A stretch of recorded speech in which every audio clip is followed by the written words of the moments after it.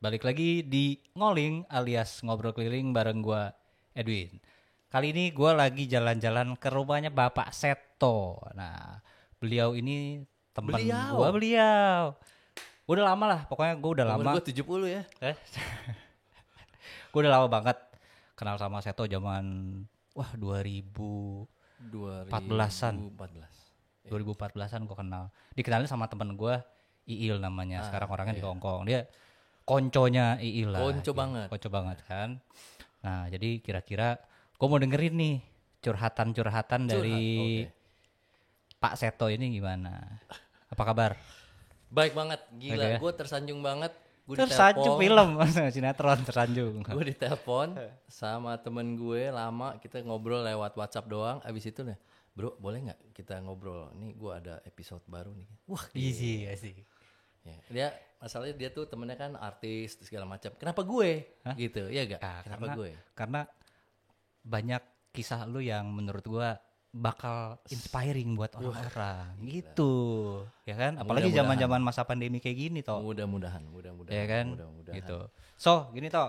Gimana? Jadi dari dulu Seto ini founder atau yang punyanya Gusto. Ya, benar. Gusto kan? Gusto. Nah, terus Gusto itu terakhir lu buka di Pangpol, Betul. ya kan? Betul. Nah, ceritain dong toh. Apa tuh? Awalnya tuh lu bikin Gusto gitu ya sampai Oke. ini gimana? Waduh, sebenarnya kalau ditarik ke belakang kenapa jadi Gusto tuh panjang banget. Oke. Tapi nggak apa-apa. Gue mulai dari Gusto aja kali ya. Boleh Oke. Gusto. Sebenarnya sebelum Gusto banyak banget kegagalan ya kan. Dulu gue karyawan biasa terus pengen berbuat sesuatu yang keren. Ya. Yang keren. Bukan tajir bukan ya, nggak ada hubungan, tapi keren. Beda. Gue tuh dulu seneng banget sama orang yang itu yang punya ini loh. Itu suatu pride buat gue. Maksudnya lu ngelihat orang, oh ini yang punya ini. Iya, wah keren ya, dia yang punya ini. Nggak peduli itu brand kecil atau brand gede gitu, itu yang punya toko ini, gitu. Itu yang punya brand ini. Itu buat gue keren banget. Oh ini yang punya warteg ini loh ya. Keren. Keren itu ya. Keren. Oke. Terus jadi gue decided untuk usahalah buat bikin satu brand atau apapun itu. Terus gue mulai dengan tech, which is gue belajar coding, sarapan. Serius lu? Serius. Lu pernah belajar itu? Gue dulu ngetik Ruby on Rails. Sih. Tapi ternyata nggak semudah itu, oke? Segala macam, panjang perjalanan sampai gue membantu istri gue Pilates. Ya Istri kan? lu juga punya usaha, Oh ya kan? Pilates ID. Pilates kan? Jadi dia ngajar Pilates. Tujuannya dulu kita nggak punya banyak duit, tapi gimana supaya namanya naik. Nah, terus dari situ gue belajar lagi, gue coba ke properti, baru naik, properti down waktu itu 2014 juga kayaknya, sebelumnya malah. Akhirnya gue mikir, kayaknya apa ya industri yang nggak ada matinya? Makanan bro. Makanan gitu kan. Tapi basic lu Basic gue arsitek sebenarnya. arsitek. Nah ini dia. Gak ada hubungannya ya kan? Gak ada hubungannya. Oke. Terus gue ajak sahabat gue, Agus namanya. Dia juga kayaknya sangat passion di makanan nih. Terus kita ajak bareng, mulai dari Pasar Santa tuh. Pasar Oh Santa iya. pas lagi naik 2014 pas banget akhir. itu. Wah Ya gila, kan? rame-ramenya banget itu udah. Nah, dari situ kita buka kecil. Salah satu awal-awal kita yang kurang laku gitu ya. Tapi kita genjot terus gimana caranya supaya bisa namanya naik gitu. Pasar Santa, abis itu pindah ke Tebet, akhirnya ke Pangpol. Ya kan, oke. gitu. Cuman memang nggak gampang ya. Iya. Ya, dari situ gue belajar gak gampang buka restoran yang atau brand yang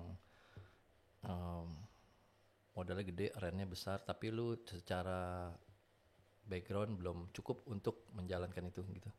Jadi butuh satu tim sebenarnya untuk ngejalanin satu brand yang bisa jadi gede. Gitu. Dulu gue berkaca dari Carne, gue berkaca dari dulu ada Flip Burger, keren banget lagi go. Iya, Flip. Terus kita pengen juga kayak begitu gitu. Tapi di bawah satu brand tuh banyak, mulai dari production, marketing, sales, branding segala macam. Nah itu tuh sebenarnya memang dari awal harus dipikirin sebelum lu invest gede-gedean, gitu. Kita udah di track yang benar sebenarnya, mulai dari kecil. Gue selalu suka kita mulai dari kecil, bukan yang jebret kita taruh 1 miliar, cari investor gitu. Wah gue kurang suka. Ya.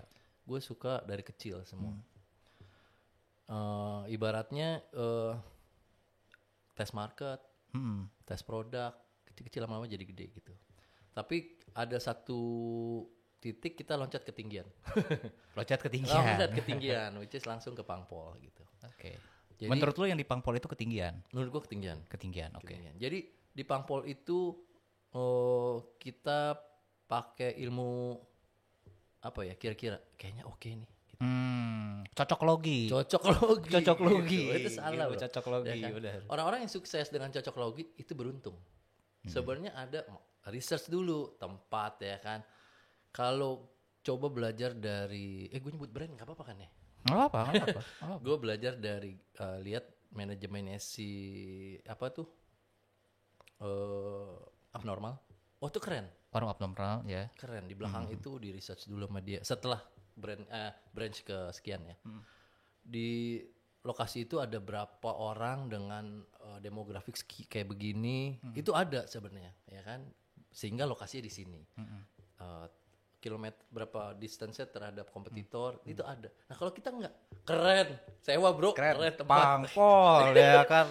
Bayarin langsung. Padahal nggak bisa gitu. Nggak bisa ya. Iya harus benar di research. Kalau mau benar ya. Dan kalau mau investasi lu nggak hancur berantakan. Gitu. Di research dulu benar, oke gitu.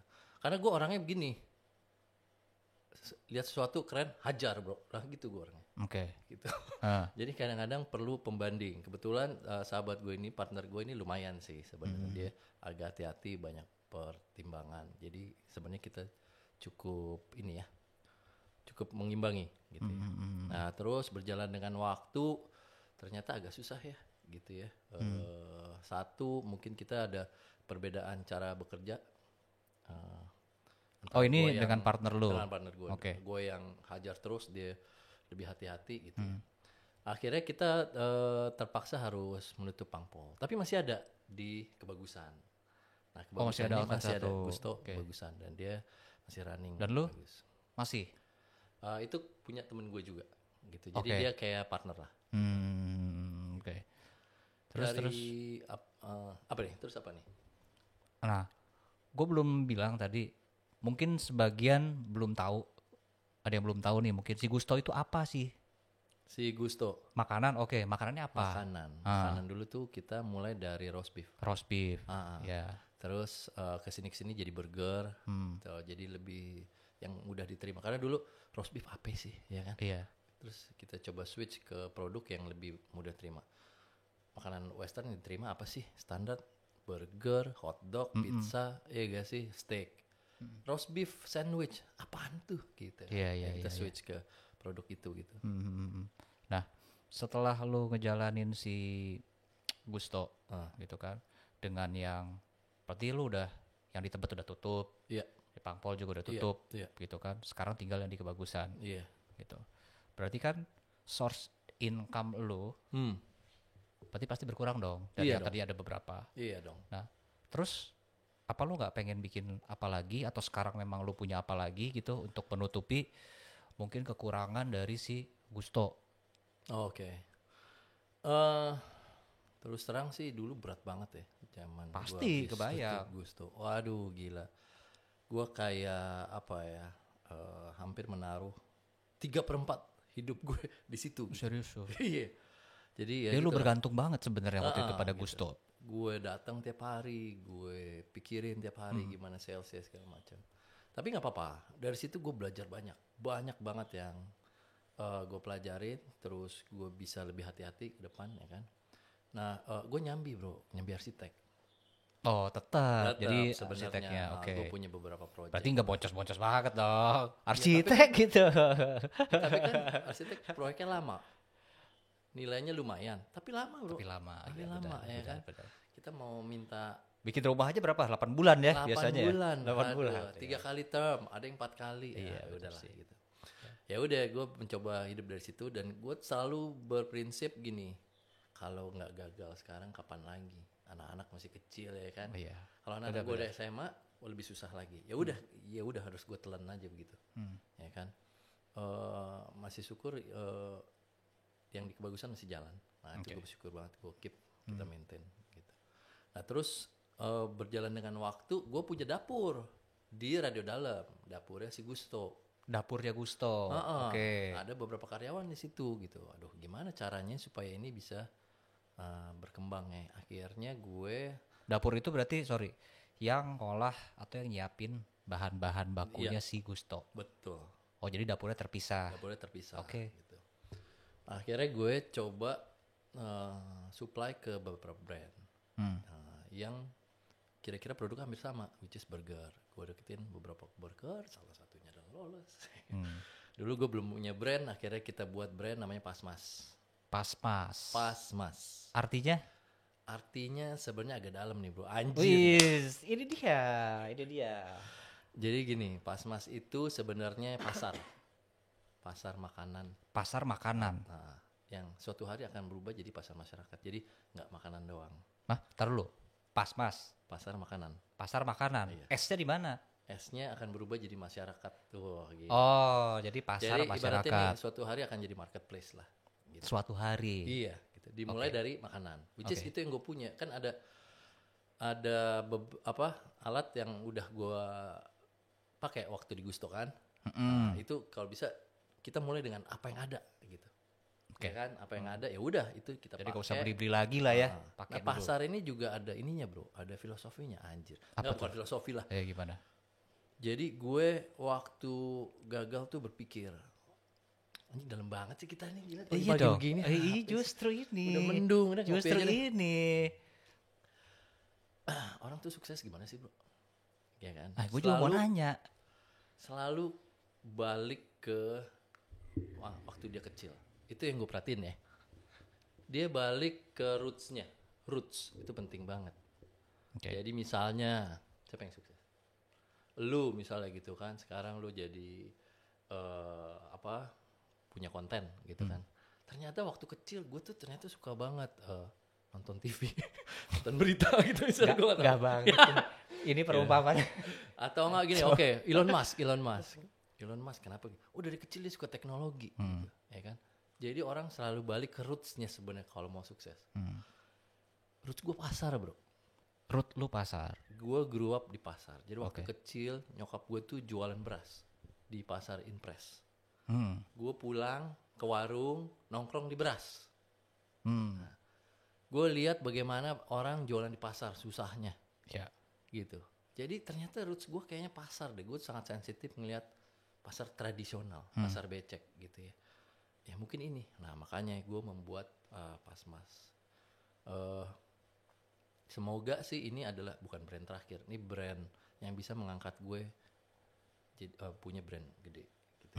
Nah gitulah kira-kira cita-citanya. Cita-cita boleh lah. Ya, oke. Jadi pasar itu roots gue.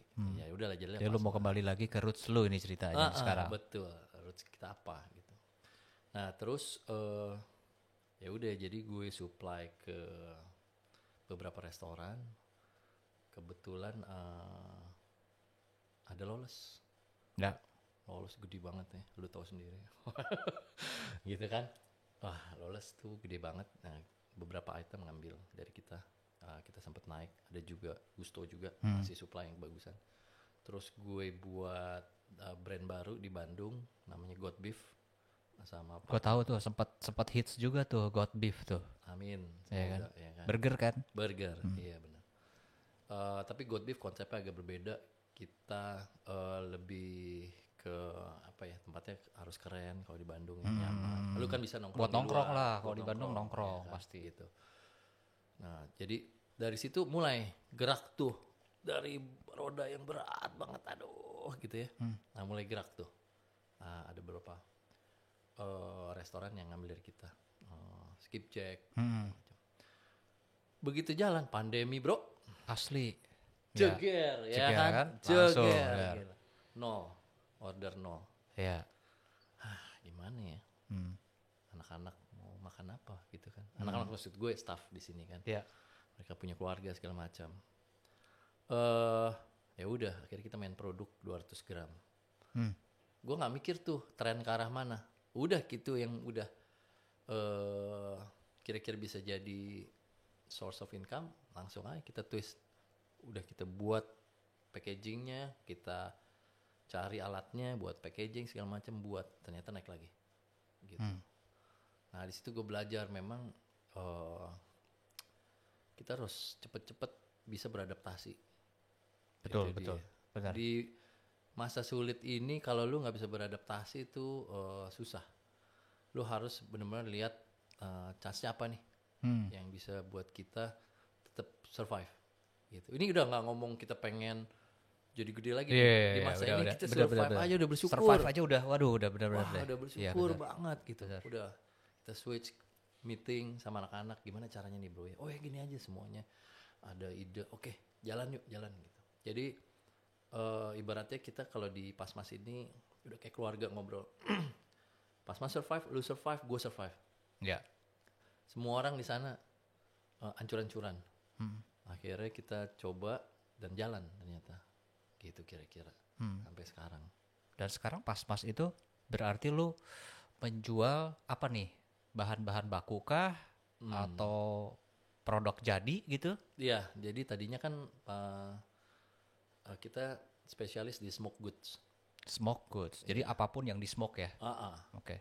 Ini kalau ditarik nih balik lagi nih pertemuan gue sama Iil, sama elu, sama Medi, ya kan. Terus ada Kemal di sini kan. Nah itu udah tuh balik lagi tuh semuanya. Semua jadi gue tuh ngalir aja gitu ya kan. Intinya sih apa yang lu punya dijadiin sesuatu gitu. Lu punya pengetahuan tentang daging, ya udah. Tadinya pasar makanannya daging dulu gitu. Habis itu bisa expand ke lain. Contohnya sekarang gue mulai jual spice. Jadi kayak jahe, rempah-rempah jual, rub steak segala macam gitu. Nah, spesialis di dagingnya daging asap. Kenapa? Susah. Kalau daging rebus gampang dong. Udah, nggak semua orang mau. Meskipun tahu ilmunya, tapi nggak semua orang mau bikinnya. Iya. Karena gue tahu proses bikinnya ribet dan dan lama banget. Iya kan? Lama banget. Gue pernah sampai begadang. Iya kan? Nah, gue pengen mempermudah orang tinggal makan, mempermudah bisnis tinggal pakai, gitu kan? Karena banyak restoran yang nggak spesifik ya, nggak burger doang. Misalnya dia bistro, itu kan dia pengennya ganti menu, karena konsepnya mungkin bukan hanya makanan tapi ambience tempat, ya kan? Menu harus menyesuaikan, terus berubah supaya orang nggak bosan. Nah, maksud dia nyemok sendiri kan nggak mungkin. Nggak mungkin. Maksudnya ngasepin daging sendiri kan nggak mungkin. Nah, jadi gue pengen mempermudah itu. Jadi ada smoke brisket, bacon segala macam. Sampai sekarang kita punya lidah asap gitu. Sehingga, nah pas pandemi malah gue twist ke arah emak-emak yang pengen makan daging itu di rumah. Oke.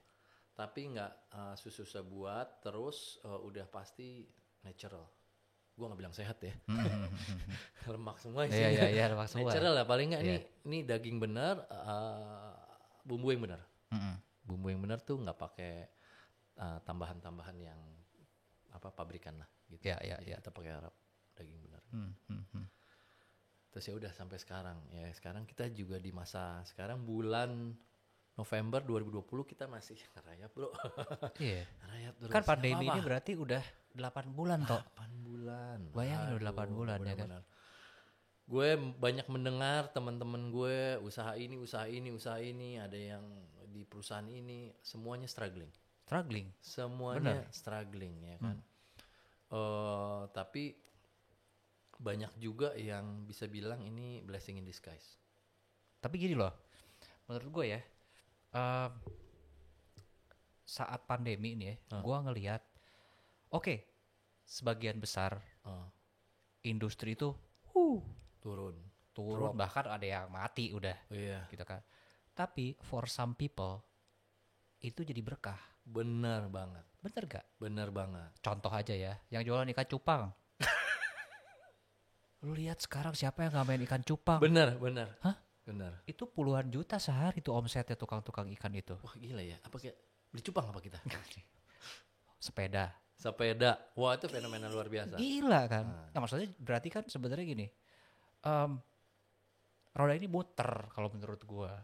Dulu mungkin saatnya orang-orang kayak lu, kayak gua mungkin yang memang di industri makanan gitu yang sehari-harinya udah cukup enak gitu ya. Sekarang gantian dulu deh. Betul. Maksudnya mungkin ini berkah buat yang lain. Benar. Mungkin ini sotoinya gua ya, gua. Mungkin gitu. Jadi sih, baru yang dulu jualan ikan cupang nggak ada harganya, sekarang cupang 300.000, 1 juta. Iya. Ya kan? Dan laku. Tapi itu sesuatu bro, kita harus dipelajarin. Itu dia. Di Indonesia. Bisnis hobi pokoknya. Iya betul. Di Indonesia, kayaknya kayak gitu-gitu hanya terjadi di Indonesia bro. Iya. Musiman. Iya. Dan semua orang kayak latah, iya gak? Benar. Dan gua merasa ya, iya, ini konspirasi bro. Antara tukang cupang cupang di Indonesia dia buat konferensi ya kan. Bro kita buat cupang harga 5 juta gitu. Wah di sana 5 juta, sini 3 juta. Itu bisa dibuat gitu. Gue sih melihat ya, market Indonesia tuh latah. Jadi bisa kita pakai tuh sebenarnya bro. Iya benar. Sepeda gitu. Gue bingung gila. Gue sekarang sorry nih yang suka bersepeda. No offense ya. Gini. Tapi gue cuman gini, mikirnya gini. Gue main sepeda itu udah dari zaman baheula. Oh iya. Benar. Tapi gue mainnya MTB. Jadi kalau main mesti ke mana? Gue dari roda 4 bro waktu kecil. Zamannya bukan. Nah, gue main harus ke puncak, ke Sentul, main MTB gitu kan. Maksudnya itu memang menjadi passion gue di mountain bike dulu gitu. Nah, tapi ya pada saat itu kan belum zaman tuh yang orang-orang naik sepedaan, road bike gitu kan tiap Sabtu Minggu, bahkan sekarang pandemi tiap sore loh, tiap pagi daerah Bintaro rumah gue orang sepedaan, lari, ya kan gitu. Tapi kalau balik lagi sebenarnya olahraga tuh udah dari dulu. Cuma ya komunitasnya lebih kecil gitu. Dan lu nggak yang kalau cuma lari-lari doang di komplek, lu kan nggak mesti yang. Dan zaman itu belum ada sosmed. Gini. 5K bro, asik, ya kan. Gitu kan. Zaman itu belum ada sosmed. Tapi sekarang gitu kan, itu menurut gue ya balik lagi yang lu bilang tadi, mungkin ada latah-latahnya juga. Orang ini temennya main dong, komporin biasa kan, kayak lu komporin gue, beli dong, oh ini anak Ducati nih ngomong-ngomong nih, udah lewat. Motor gitu kan, kompor ya gitulah, kompor-kompor kayak gitu kan. Nah sekarang tuh lagi orang sepeda Brompton semua. Si murah tuh harganya sepeda kan, padahal gila orang masih pandemi bisa beli Brompton. Gue bingung. Kan. Itu gue bingung. Iya gak sih? Bingung loh. Biasa. Gitu. Kalau lu lihat fenomena ini gimana? Apakah ada sesuatu yang bisa dikembangkan dari pasar Indonesia atau malah wah parah nih orang-orang ini? Gimana? Lu ngeliatnya gimana? Kalau gue ngeliatnya gini sih. Ya kita ngomongin dari sepeda gitu ya. Satu memang karena pertemanan, udah pasti. Segeng, yang dua main sepeda, sisanya ikut pasti. Nah dari situ, karena yang sepedaan banyak, ada beberapa orang yang ngelihat ini sebagai peluang. Bikinlah bengkel sepeda. Iya betul. Lu tahu bengkel sepeda sekarang, bengkel istilahnya lu servis sepeda, cuman setel apa, itu bisa lu waiting list bisa seminggu, 2 minggu, udah full pak. Buset, oke. Iya. Semacam yang besar misalnya Rodaling gitu ya. Itu gue pernah mau nyetel rem doang. Rem gue bunyi-bunyi. Ditinggal ya pak sepedanya. Oh gue pikir ntar sore gue ambil lagi. Kagak. Minggu depan buset. Cuma nyetel sepeda rem doang gitu. Okay. Dan ternyata itu gak cuma di bengkel si Rodaling aja. Di beberapa bengkel sepeda pun gitu. Dan sekarang berbanyak muncul anak-anak muda yang berbisnis. Punya bengkel sepeda sekalian jual aksesoris apa segala macam dan laku. Sepeda itu kalau nggak salah mulainya dari fixed gear ya kemarin ya. Maksudnya jadi tren. Iya. Fixed gear dulu ngetren, MTB mendelap. Sekarang MTB, muncul lagi. Terus Brompton, gitu kan? Sepeda lipat gitu. sekarang. Mungkin karena bisa diterima di berbagai kalangan ya nggak? Iya. CC gitu kan. Cewek-cewek ya udah pasti begitu. Kalau MTB yang serius. MTB serius dan agak MTB. Effort karena lu kan harus effort gitu. Dan gak gaya bro. Gak gaya, kotor-kotoran. Iya gak gaya. Kalau Kalau sepeda road bike kan kece Kece. di kota. Pelan-pelan. Kalau sekarang ada ya saking ini tuh orang naik sepeda tuh banyak banget ya sekarang. Ya itu dia, ada yang jadi tukang foto. Oh gitu. Tukang foto. Oh oke. Jadi dia khusus Di daerah-daerah Tamrin, Sudirman, pagi-pagi tuh kan banyak orang sepedaan. Dia foto-foto gitu. Terus ditaruh di bawah gitu kayak wisudaan. Kagak lo, emang kayak wisudaan.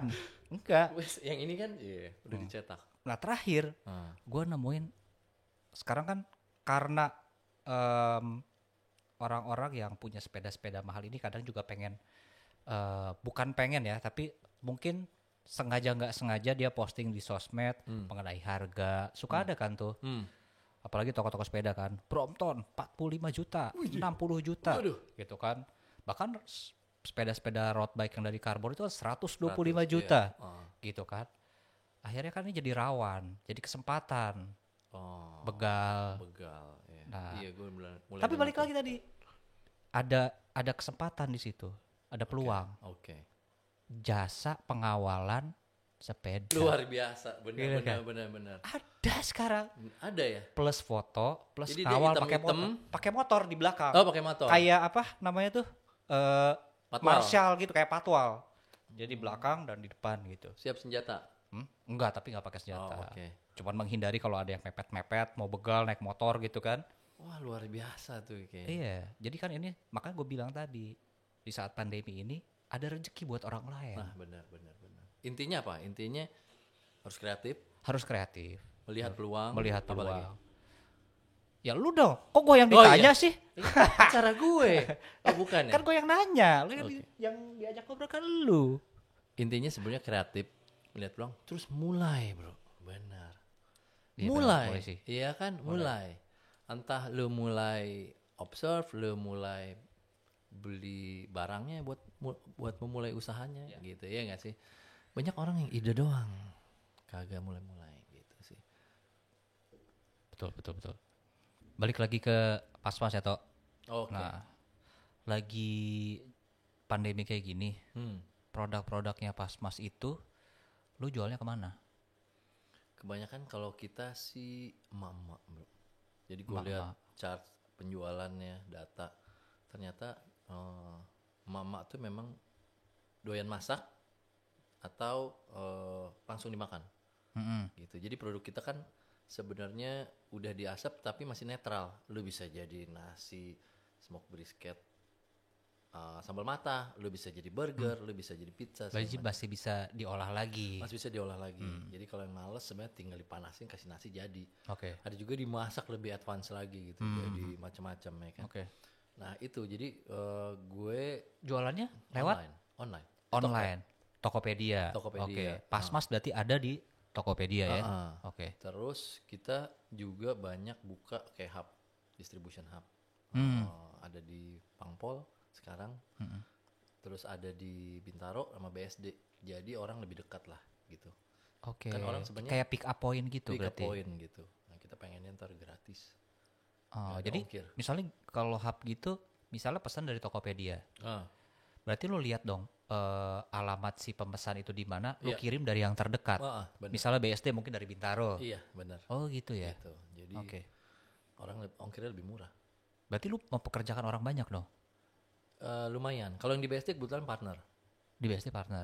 Jadi dia memang dulunya reseller, terus sekarang salesnya lumayan, terus ya udah jadi distributor gitu. Buat Pasmas hub di sana. Gitu. Jadi lu ngedrop di sana. Dia udah jualan sendiri tuh, udah punya market sendiri. Gitu. Nah susahnya sekarang gimana caranya bisa se-Jakarta, habis itu se-Indonesia gitu kan. Karena kan kalau via Topet, misalnya lihat saya pakai Gojek, gitu, itu kan nggak tahu ya bahan-bahan distance-nya, terus udah gitu mungkin ada yang frozen kan loh? Iya frozen semuanya. Nah itu resiko nggak sih di perjalanan gitu, misalnya terlalu jauh, misalnya ada yang pesen dari Bekasi gitu toh? Lumayan, ya pakai styrofoam. Oh lu packagingnya pakai styrofoam. Oke. Jadi aman-aman aja tuh ya? Aman-aman aja. Oke. Terus yang kedua kita supply ke banyak restoran. Restoran juga lu supply. Salah satunya Lolas. Gue nggak tahu masih ngambil nggak ya Lolas. Oke.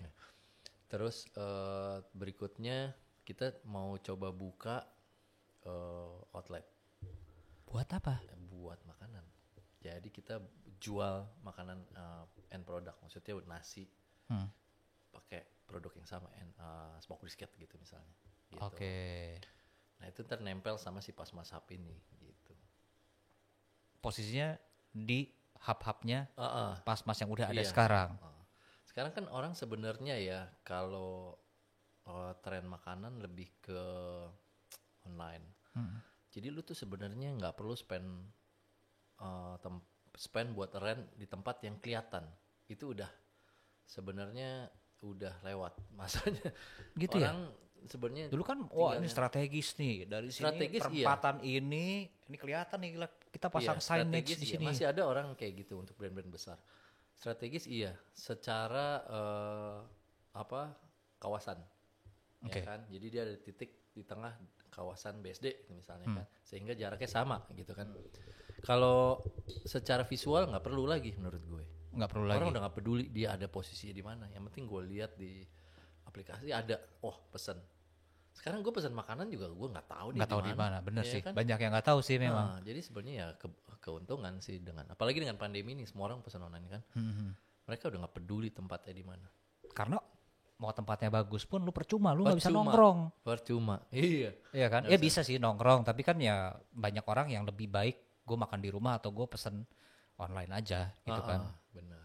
Gitu. Nah itu bakal jalanin kayaknya mulai tahun depan deh. Tahun depan. Produknya? Sama. Nah gue selalu pengennya makanan Indonesia yang standar. Ada nasinya berarti? Nasi daging. Gusto dulu ada nasi gak sih? Sempet ada. Sempet ya? Sempet ada. Tapi ternyata orang makannya burger lagi. Iya sih emang enaknya kan? Sih Gusto di situnya. Gitu. Roast beefnya, rotinya itu. Dulu sebenarnya ya, gue makan Gusto itu sebelum kenal dia. Yang bener loh. Iya, lagi zaman lu suka pameran. Ikut-ikut bazar Campbell. apa. Gue belum kenal. Oke. Ya kan? Tapi gue, ini apa nih? Roast beef gitu kan. Karena di antara yang lain kan merah sendiri kan tuh kan.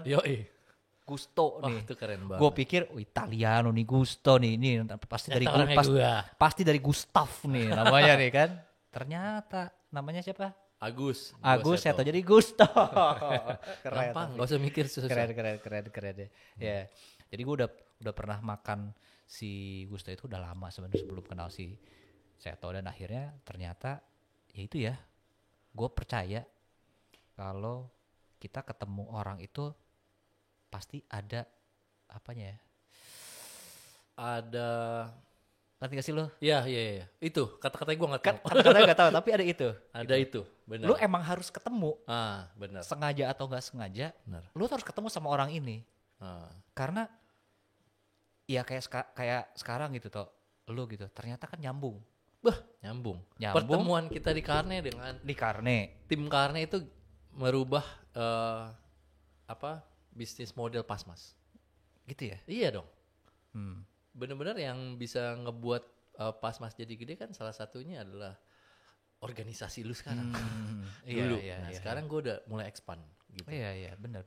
Gitu. Dan maksudnya ya lu sekarang bisa expand, terus lu bisa yang ngirim-ngirim juga, akhirnya kan lu supply juga sekarang akhirnya kan. Gitu. Kalau nggak ketemu, makanya itu. Jadi lu percaya intinya deh apa? pokoknya. Intinya adalah coba gimana? Saat lu ketemu orang, entah itu secara ekonomi di atas lo atau di bawah lo, jangan overestimate, jangan underestimate. Setuju. Bener nggak? Setuju banget. Bener nggak? Setuju. Di dunia arsitek ya, gue pernah punya junior. Dulu kayaknya junior gue tuh, aduh ini orang susah banget diajarin sih di kantor gue ya. Sekarang kerja di pemerintahan, di DKI ya. Terus waktu itu gue ngurus perizinan, ada project. Ya dia. Dan dia adalah decision maker. Nah itu dia maksud gue. Iya kan? Iya. Jadi waktu lu ketemu orang tuh, kadang-kadang lu kayak, siapa sih lu? Iya. Padahal suatu hari dunia berputar, ya nggak? Dia bisa di atas lu. Dan itu banget. Ya. Itu banget. Setelah umur 40 gini yang udah setahu gue baru belajar itu gitu. Jadi seandainya dulu gue banyak ngobrol sama dia. Nah itu misalnya ya gak. Coba aja dulu ya. Bener. gue gini banget sama dia gitu ya. Gitu kan. Ya, Jadi jangan underestimate orang yang ketemu. Gue juga gitu sih toh. Gue juga maksudnya bukan pernah lagi sih, sering sih. Gue dulu tuh menganggap orang tuh yang kayak, lu nggak keren lu, gitu ya. Nggak kan lu gitu, sebatas nggak keren doang ya. Gue nggak ngomongin lu kaya, lu orangnya gimana, enggak. Tapi sebatas dari ngelihat dari cara berpakaian gitu kan. Mungkin dia naik motor gitu ya apa. Gue kayak ternyata sekarang iya, nggak ketebak kan? Nggak ketebak gitu. Apalagi di dunia usaha Pak. Kalau di dunia corporate kan, ya kan masih ada di atas naik. Iya. Dunia usaha orang dari nol sampai jadi billion itu bisa dalam waktu setahun. Betul. Dan gue udah lihat itu gitu. Buset, sekarang gede. Ada ya gitu ya? Banyak Pak, banyak Pak. Dulu dia di bawah gue, sekarang dia omsetnya sekian, banyak. Dan itu tuh benar-benar jadi pelajaran buat gue selain tadi jangan underestimate ya. Bahwa lu mesti semangat. 0 sampai 1000 tuh bisa cepet banget. Dalam setahun 0 sampai 1 juta sampai 1 miliar tuh bisa cepet banget. Jadi jangan patah semangat. Iya sih, bener sih. Itu cepet banget. Yeah. Gue inget banget dulu ada juga temen gue, dia salah satu yang kagak lulus mulu Pak. Ini kisah-kisah anak-anak yang gak lulus ini kenapa ya? Gue juga ini ada tuh. Pertanyaan loh. Ya kan? Dia gak lulus mulu Pak. Dia angkatan di atas gue. Ya kan?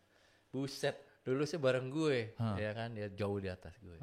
Terus dia buat company sekarang hebat dan jauh lebih maju daripada anak-anak di angkatan dia gitu. Mungkin gue nggak tahu ya apa yang membuat dia kayak gitu ya.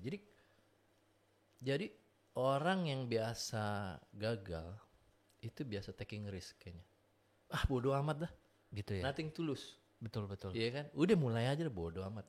Gue udah kayak begini posisinya udah paling bawah ya gak. Apalagi gitu. Nah justru orang yang kayak gitu berani ngambil resiko. Tiba-tiba dia bisa loncat ke tempat yang lebih tinggi daripada orang yang terlalu hati-hati gitu. Gitu. Jadi ini agak ini sama tadi nih omongan gue tentang harus research dulu. Iya. Sama orang yang ekstrim hajar. Gitu. Ada di tengahnya lah gitu, di tengahnya. Jadi nggak terlalu hati-hati juga, harus cepat mulai juga, tapi di research juga gitu. Tapi kenapa ya? Gua tuh selalu percaya gitu ya. Kalau orang yang udah biasa susah, dia tuh jiwa apanya? Fighting spirit. Iya, itu kayaknya lebih. Iya betul. Iya maksudnya dia nggak takut miskin. Benar. Gue udah pernah miskin. Iya benar. Si katanya terus gitu, jadi lebih fighter gitu loh. Benar. Kayaknya sih gitu ya. Tapi balik juga orang yang udah kaya dari lahir. Makin kaya tapi jadi bingung nih bener yang mana sih.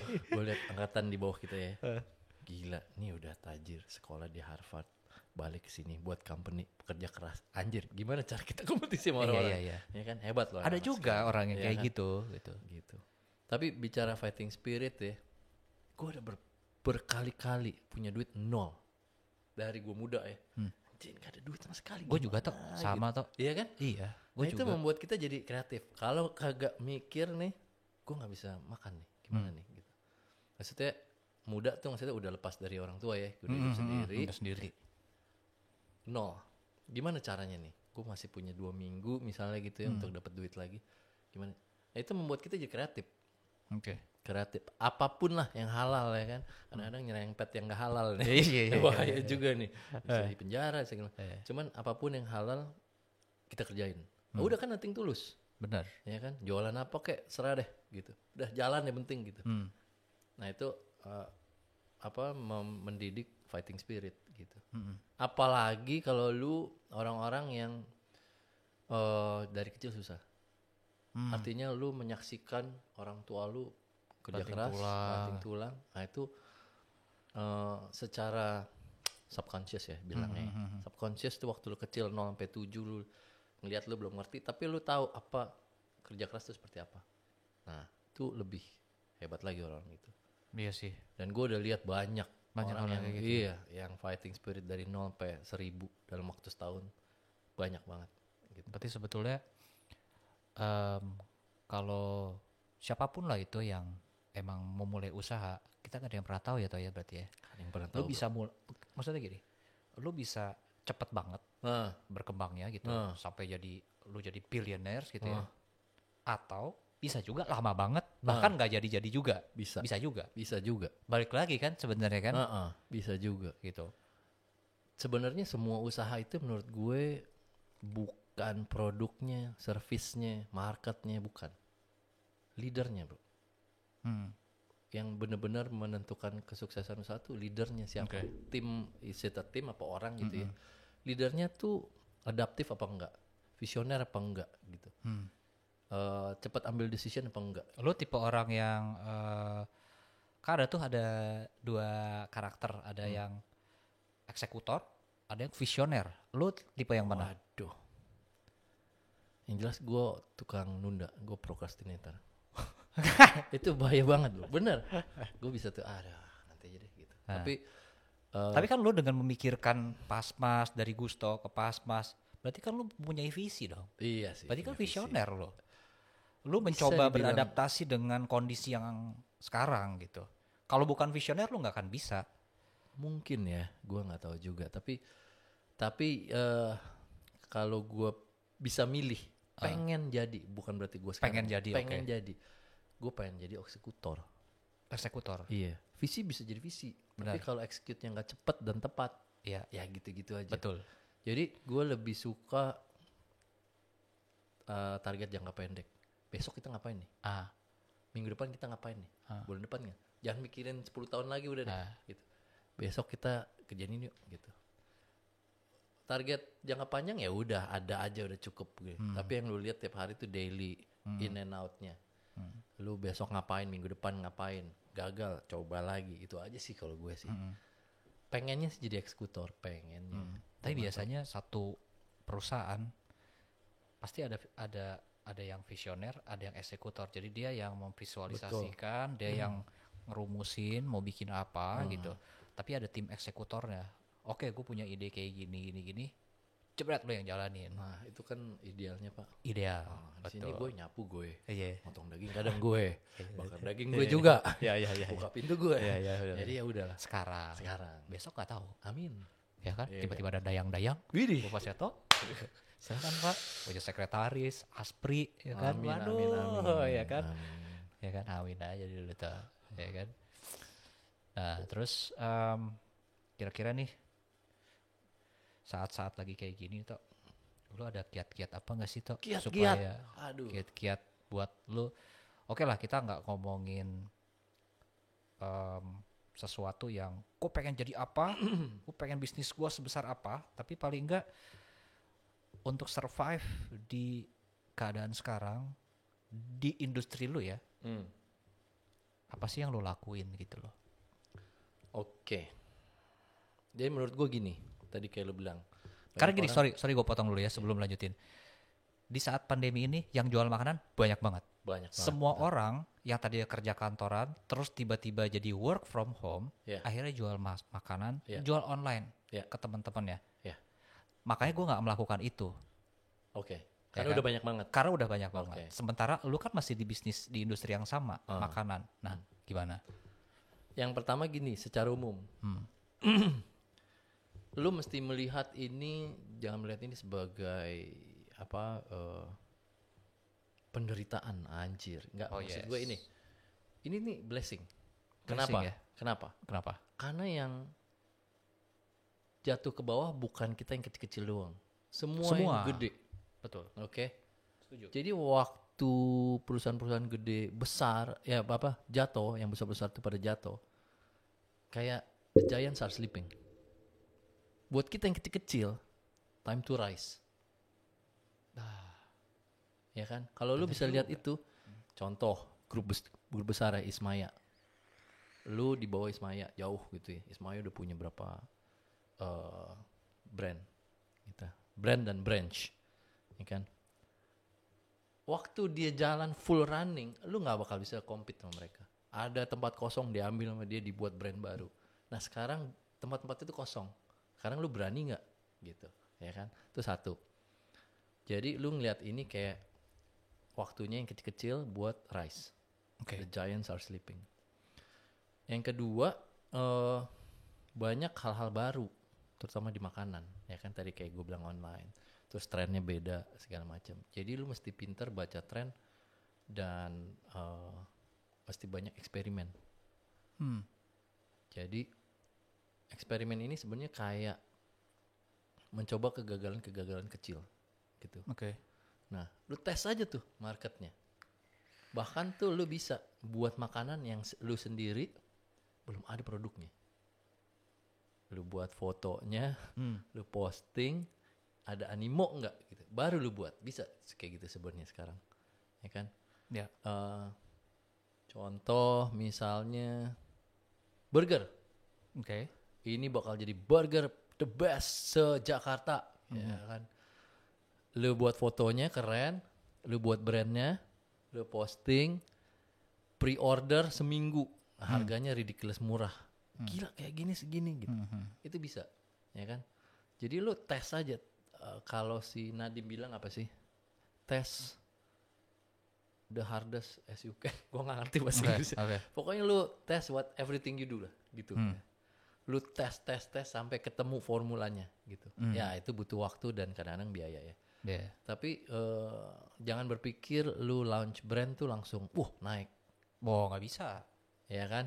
Nggak Lu mesti segampang relaunch. itu, Pak. Nggak segampang itu. Lu mesti relaunch, di-tweak lagi, relaunch, di-tweak lagi. Lihat tren, ternyata gini. Dan jangan kebanyakan kebanyakan mikir dan kebanyakan gengsi. Banyak orang gagal tuh gengsi, Pak. Dan dia merasa, wah lu kenapa tutup? Oh ya begini, dicari-cari alasan. Kalau gue simpel, gagal, mismanage. Gagal, udah. Gue nggak bisa manage, gue kurang pengetahuan di sini.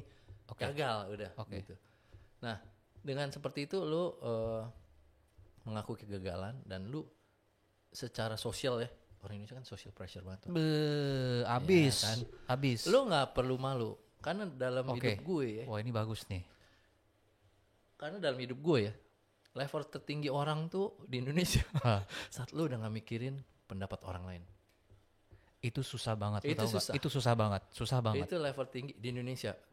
Di Indonesia ya? Di Indonesia ya. Karena kenapa? Di Indonesia tuh level pressure sosial tuh tinggi banget. Tinggi banget, benar. Gue mau bilang apa ya kalau toko gue tutup. Kalau toko online gue tutup, udah gue mau bilang apa. Sementara ya, di luar negeri orang tuh cuek banget. Cuek. Gue gak punya duit bro. Perusahaan gue bangkrut bro. That's it. That's it. Gue lagi apply ini bankrupt ke bank kayak gini. Iya. Gak malu ya orang situ ya? Iya. Ya kalau dibilang malu sama enggak sih memang agak jauh bro antara di Indonesia dan di luar. Di luar tuh orang mungkin berani beda. Iya sih. Berani beda. Ya kan di Indonesia pengennya being part of the herd. Ya kan? Yes. Yang lain pakai baju ini, gue punya juga bisa beli. Gue pengen beli itu. Gitu. Ya itu jauh lah itu dari sejarah sebenarnya. Tapi balik apa tadi ya? Gue lupa. Ya itu tadi social pressure. Lo kalau gagal ya udah. Itu level tertinggi di Indonesia itu orang kalau lu udah nggak mikirin pendapat orang itu udah keren banget. Efeknya apa? Efeknya saat lu bilang gagal, tutup buku, lu mau mulai sesuatu tuh nggak malu. Anjir dulu jualan kancut, sekarang jualan ini. Bener. Gagal sekarang lu jualan ini. Gila nih orangnya gitu. Ada yang kayak gitu. Kalau lu udah nggak malu, ya gimana? Gue gagal, gue mulai ini lagi. Nah itu udah keren sehingga lu total. Iya. Sebenarnya lu mencoba untuk being honest to yourself ya. Maksudnya ya gue mengakui aja. Kalau gue nih gagal, tapi bukan berarti gue stop. Betul. Sih? Gitu kan. Lu gagal, ya semua juga gagal gitu. Sekolah lu pernah gagal mungkin gitu ya. Usaha, ya gue pun beberapa kali bangkrut gitu ya. Tutup gitu.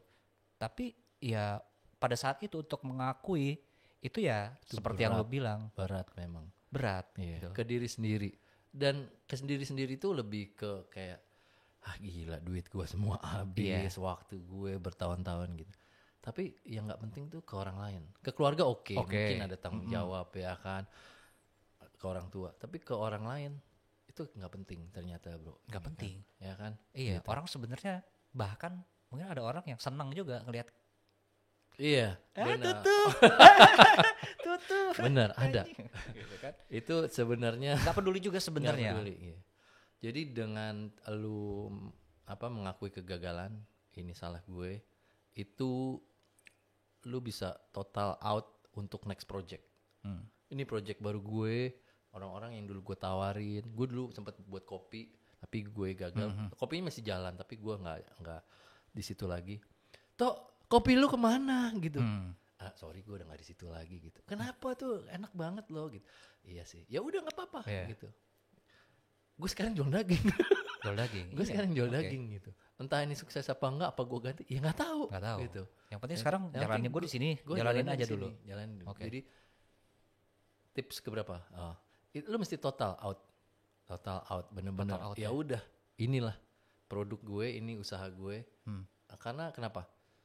Orang melihat keseriusan, iya gak?